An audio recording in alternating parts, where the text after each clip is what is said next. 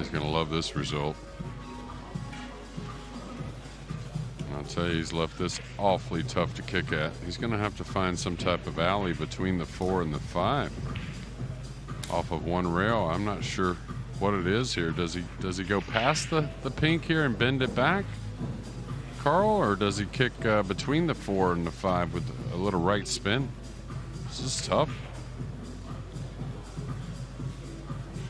He's got to kick down below it, right, and add a little right spin here. That's what it looks like he's doing. Yeah. Oh, wow, he cut it in. That is incredible from Alvin. Well. Well, that reminds me of a shot from the Moscone Cup last year, actually.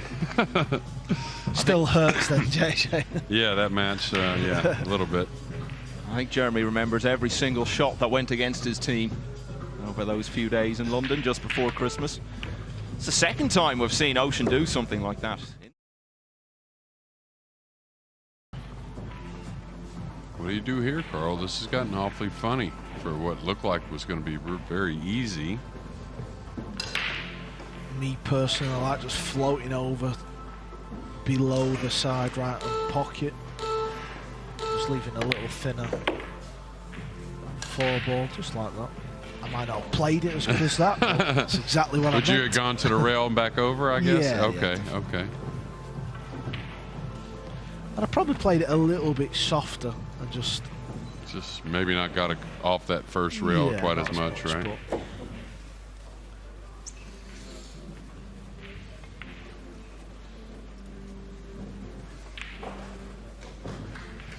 so far, the tables look like they're playing super nice. They're going to break in a little bit as the week goes.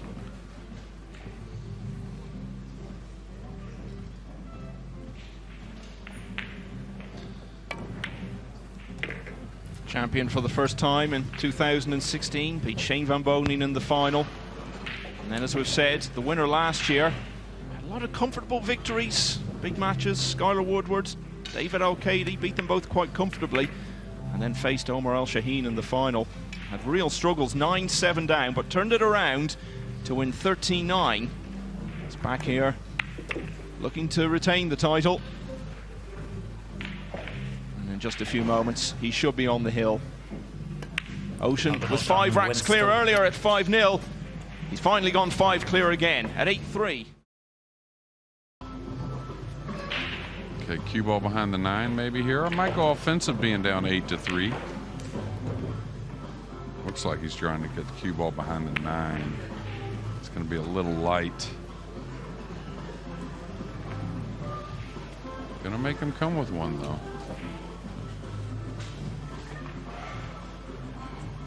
Alvin can just throw everything into the pot here. Naturally going to be on that 8-ball. So pot the ball, and you've won your opening match. You can see Albin, who cues heavily underneath his left eye. Well, who's to say how different this match might have been? Had Low Ho Sum not got himself into a tricky and ultimately costly spot on the 6 in the opening rack. He was 5-0 down. He did manage to get back into it a bit. Close to 6-3. But Albin Ocean has regained control of the match. He is off to a winning start in his defense of the title. Albin Ocean beats Low Ho Sum by 9 racks to 3. He is through to play Daniel Maciol in the next round.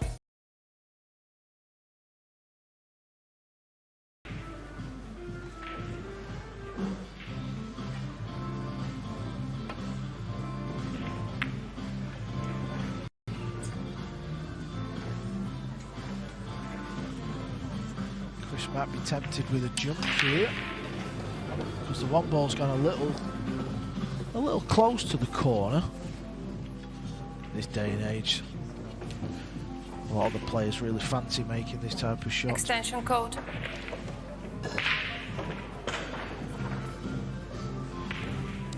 Can't really guarantee a good cue ball though. That's going to be the worry if he does pot this. And he got close. That's why it stayed near that pocket.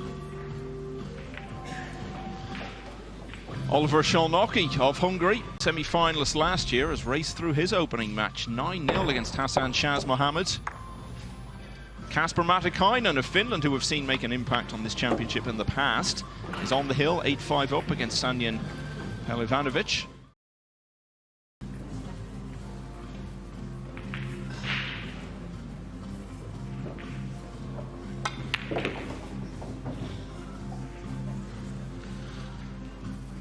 And off to a fairly fluent start here from both players. Yeah, this is just the reply Joshua needed. We don't expect this to be a slow match, that's for sure. Yeah, very swiftly we've arrived at filler 1, Melling 1.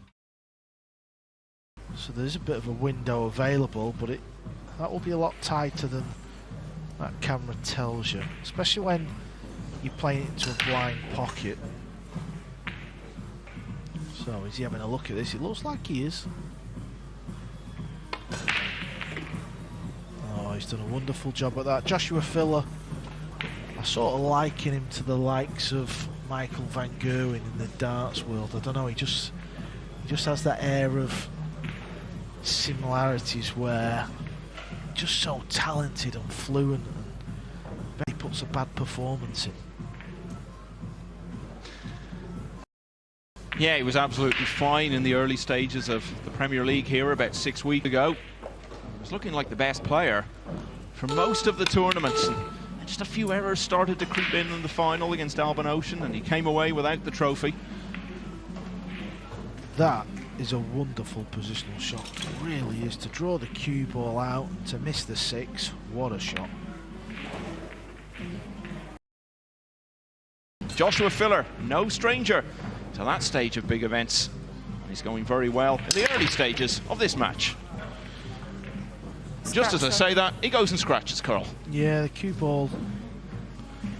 Well, we'll take another look. I think he got kicked in off, which was a bit unfortunate.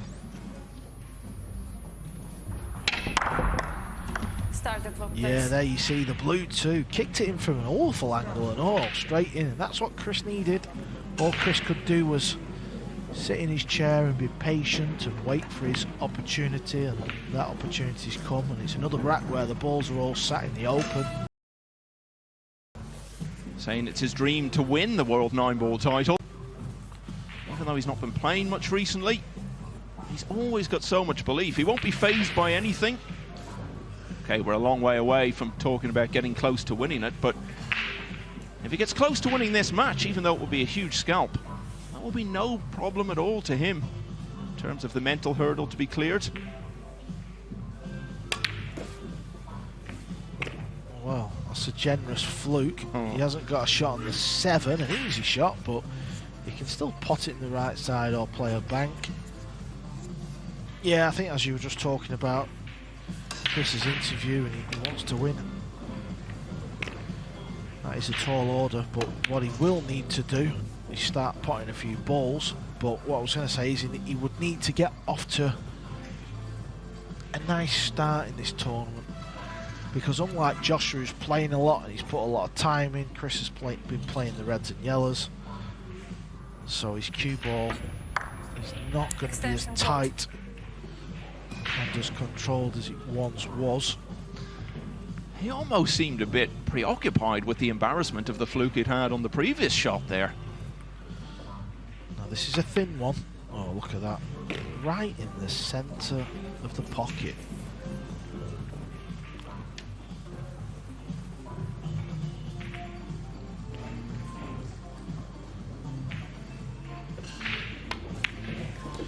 Looks in good form, Joshua. I know it's very early stages. We've only played 6 racks, but he looks in good condition out there.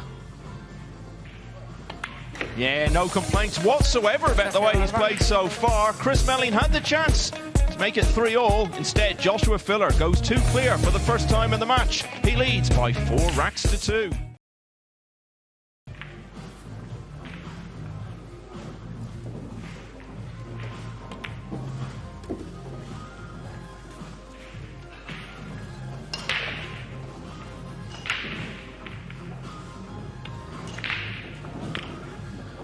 Well, when we saw this match in the draw, we expected a close contest, and early on, it looked like we were going to get it. Not so now. Joshua Filler is really starting to pull away here. Another very competent rack. He's 4 clear at 6-2. Billy Thorpe, one of the leading American hopes, 6-3 down against Ip Tung Pong.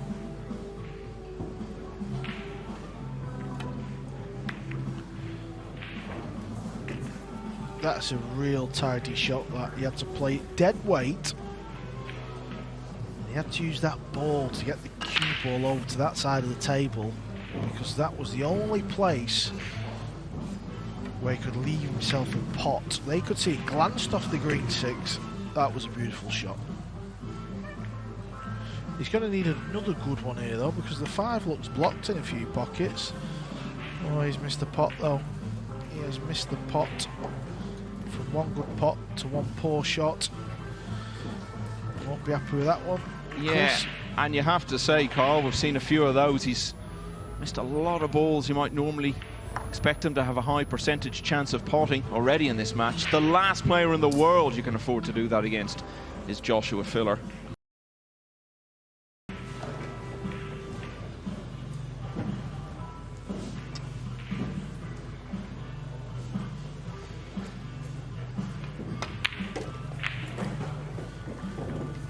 Wants his cue ball to slope a little bit, and it has done, so that's okay.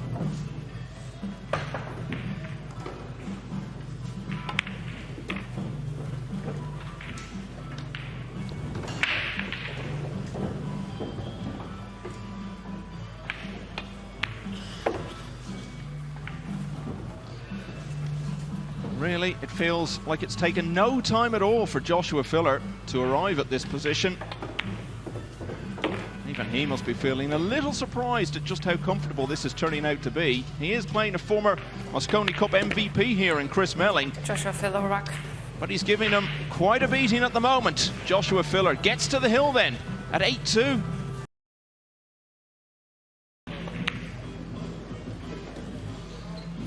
Yeah, and if he can have 5 break and runs from his 9 winning racks, well, what a performance that would be. We said he's a player who tends to be a fast starter in tournaments.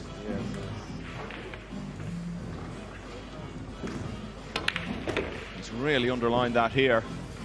You won't see many players, if any, perform better in this opening round than Joshua Filler has here. Seems a long time now since Chris Melling had a break and run in the opening rack. Big moment for him was when he had his chance to make it 3-all, didn't take it. And he hasn't won another rack since. Such an accomplished performance from the German. Joshua Filler sending a real warning to all his world title rivals. It's a great display. He's beaten Chris Melling by 9 racks to 2.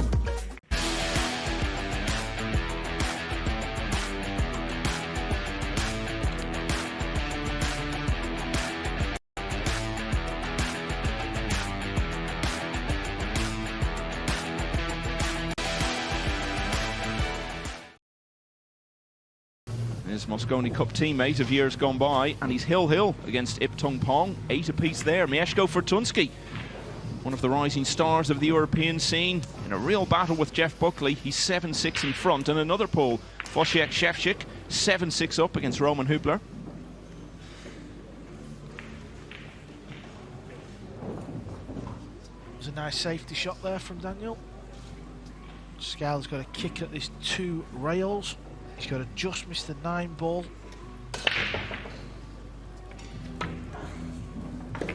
Well, he tried to miss it on the high side of the 9 off the 1 rail. Fair to say this contest hasn't really got started yet for Woodward. And not a good start either from another experienced American player, Corey Jewell. 4-2 down against Bashar Hussein Abdulmajid. To the left centre he's on. He's down looking at a crossbank. He's going to have to squirt that ball over to make that. Yeah, double kiss always looked on.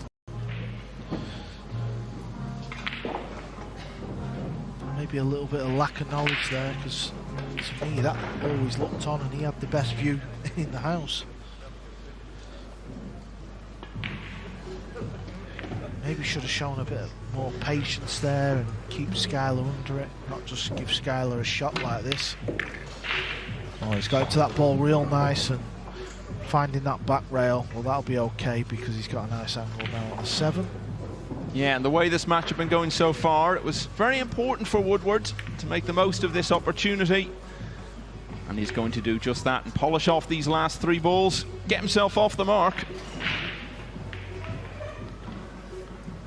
And now he'll feel involved. Skylar Woodward still trails, but it's now 2-1.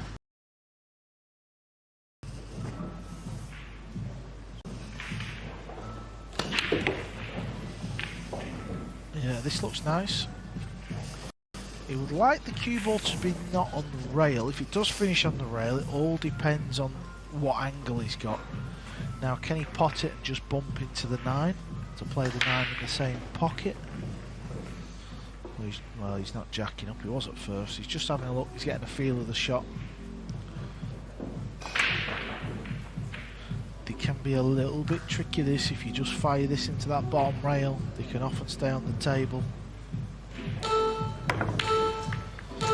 Yep, that's what he's done. Yeah, testing moments for the Italian. Never looked comfortable with that shot, did he? And if Woodward wins this rack, he's going to be left wondering how on earth that's happened. The chances he's given away. Now he's going to have to pull something good out the bag here. It's landed a little bit awkward. So fire it into the pocket.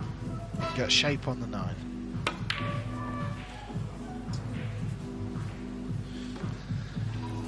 And surely this time, Corriere is not going to let Woodward away with it.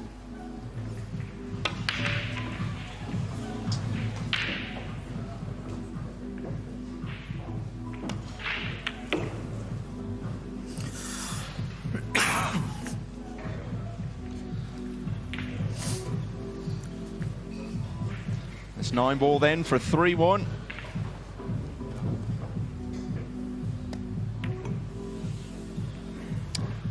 Well, can you believe Woodward has got away with it again?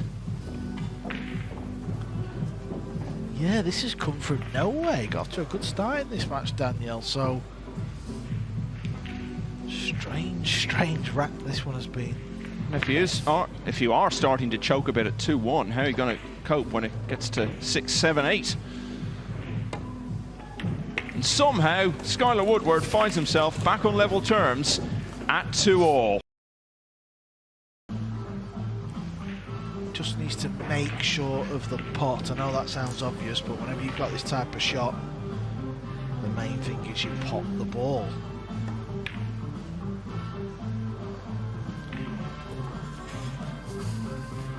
And he's forgot to pot the ball, Billy. Yeah, he did. Left himself super funny there. Maybe that feeling that he hasn't quite got into the match yet, that we were talking about earlier, will be coming back to him now.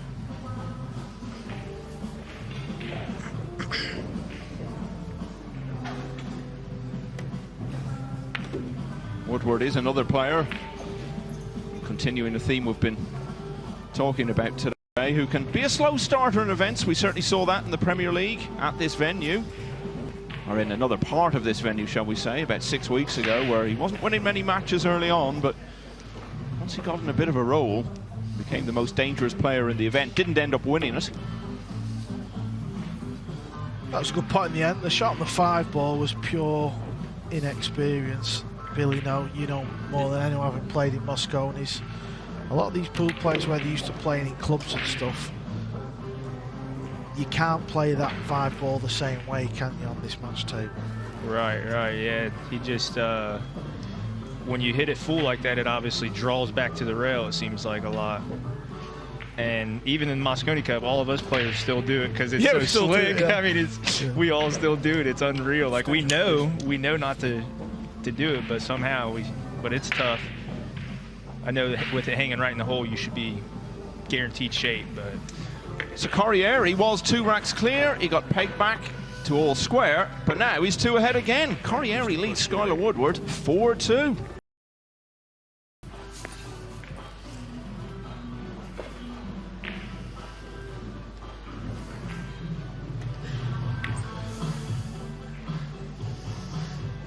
Needs us to keep travelling. Oh, it's a poor shot. He's hit that so bad to leave Skylar an open shot at this one. If he doesn't close it out from this position and Corriere ends up with a 6-2 lead, the Italian is going to start seeing that winning line coming into view. He's been let off many times in this match. Winner of which, incidentally, will play Dimitrios Lukatos from Greece, who beat Ali Alobadili 9-4 earlier.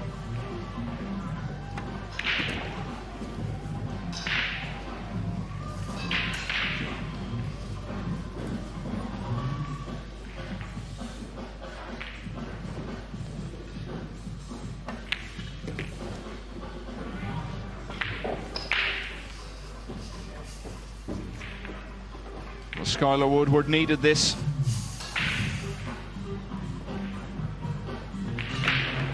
And in the end, he's taken the chance well, still clinging on, back to 2 behind against Daniele Corriere. It's now 5-3. Halfway through that rack, he would have probably thought his opponent would run out. Trying to use the 9 ball as a blocker. Speed is key, it's never easy. Bad. Yeah, what do you like here, Billy? This is always an awkward situation, I felt. Maybe try to bank the 6 back up towards the 8 ball. Or it looks like he's kind of going for it. Extension, please. The way he just jacked up right there, it looked like he was going for it there. I mean, I kind of like going for it, but if you want to play smart, try to bank the 6 up and tie it up with the 8 ball and kind of put your cue ball on the side, like on the long rail there. It's a real touchy shot, though, obviously. He's definitely having a go, because why would he be jacked down? So he's trying to play the bank. What a shot this is! I mean, it didn't even touch the slate. It went straight in the hole. Well, the miss on the 6 earlier had all the look of being a potential turning point in this match. Wow, what a shot. Yeah, you'll do well to find a better bank shot this week, as this week pans out. That was phenomenal. Yeah, that was a great shot. Still got a little tester here, though. But all he has to do is make it, right? Oh, wow. Oh, he's going to need another bank shot. The drama. Yeah, and perhaps that pivotal moment has come later in the rack. I thought he missed 8 ball when he shot it. He kind of hit it real fat, but... Playing safe here? Is he banking it?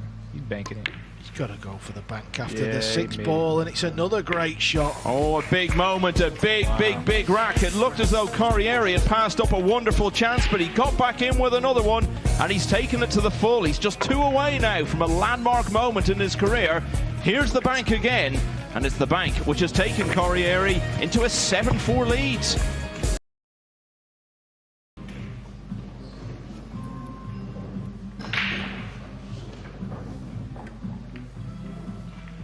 Oh my word, he's overspun this ball. What a moment this could be. Yeah, and just as I was talking about how he seemed to be thriving on the situation and growing in confidence and belief, he's gone and thrown one of those in. Is this the lifeline Mr. Woodward needed? You would have felt if Daniele Corriere would have won that rack, pretty much the match was done. That is a big lead to come back from. This just keeps Skylar's hopes alive. Huge moment potentially there. Looked for all the world as though Corriere was heading for the hill. Instead, he's back to only 2 in front at 7-5.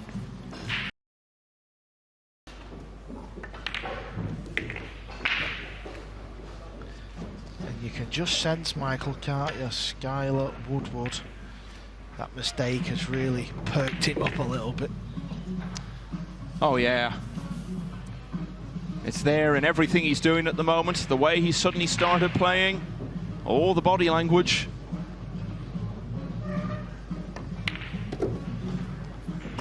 And how quickly it's turned around. Looked like he was going to be 4 adrift. Corriere was going to be on the hill. Instead, in just a few moments' time, they could be level for the first time since it was 2-2.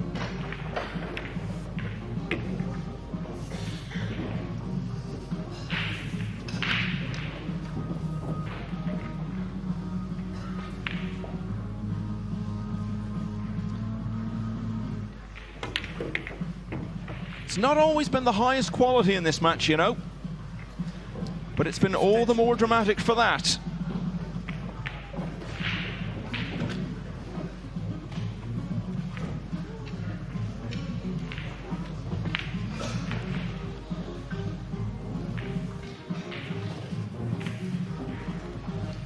And it's a match which is still very much in the balance after Skylar Woodward takes his 3rd rack in a row from 7-4 down. Very swiftly, he's made it all the way back to 7-all. That seems to be what's happened here.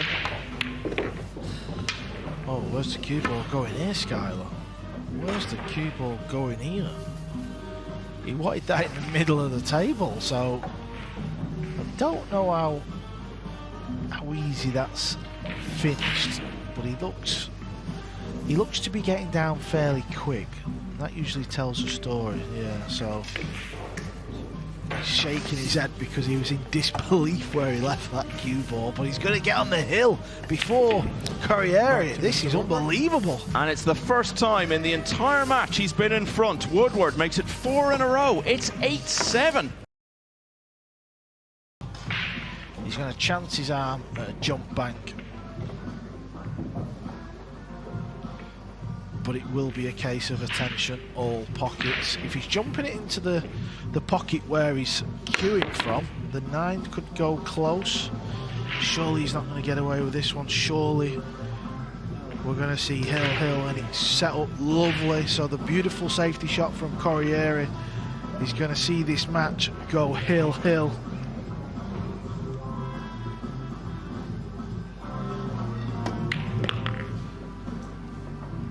Corriere looked for all the world like he was going to get to the hill about half an hour ago at 8-4.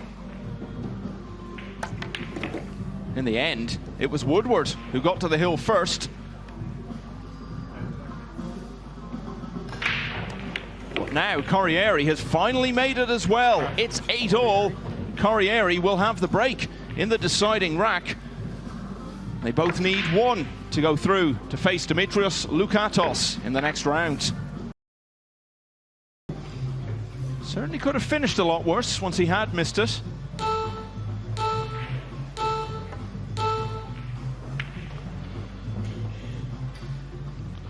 Yeah, he's using the 3 or the 7 as a target. Well, it's reached that classic stage now, hasn't it? One mistake could be end of match.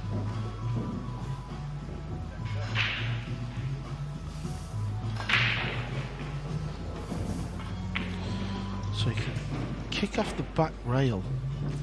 He's trying to spin this off the side rail to create distance. Needs to hit a rail. Something needs to hit a rail, or something needs to go in the pocket. Is it going to go in the pocket? It has done. Unbelievable. Wow. He didn't play the pot.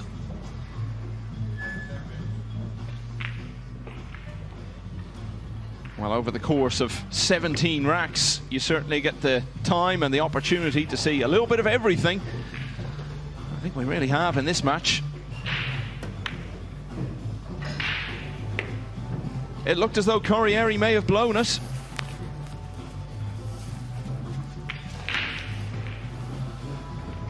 So the combination, he's okay, but it's controlling the pink 4. He's had another look to see if the 4 goes. I actually think the 4 does pass the 6. Well, to me that goes quite easy. Yeah, he's got to play the pot there, surely. Oh, that's incredible, but that's actually worked out okay. And it looks like he may not have blown it after all. it would have taken him a very long time to get over it. After that dreadful miss he had on the brink of going 8-4 up, if he had ended up losing this. What he did end up losing was 4 racks in a row. It went 8-7.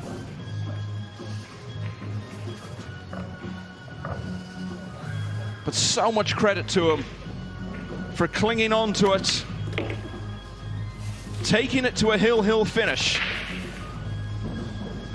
And now, surely, completing the job. Daniel Corriere was part of a big upset in the first round of the World Cup last year, as one half of the Italian team that shocked the number 3 seed Spain. He's pulled off a big upset on his own here. An amazing match, so eventful, so many mistakes, but so memorable in the end, and particularly for Daniel Corriere. He's beaten the American Mosconi Cup legend Skylar Woodward by 9 racks to 8.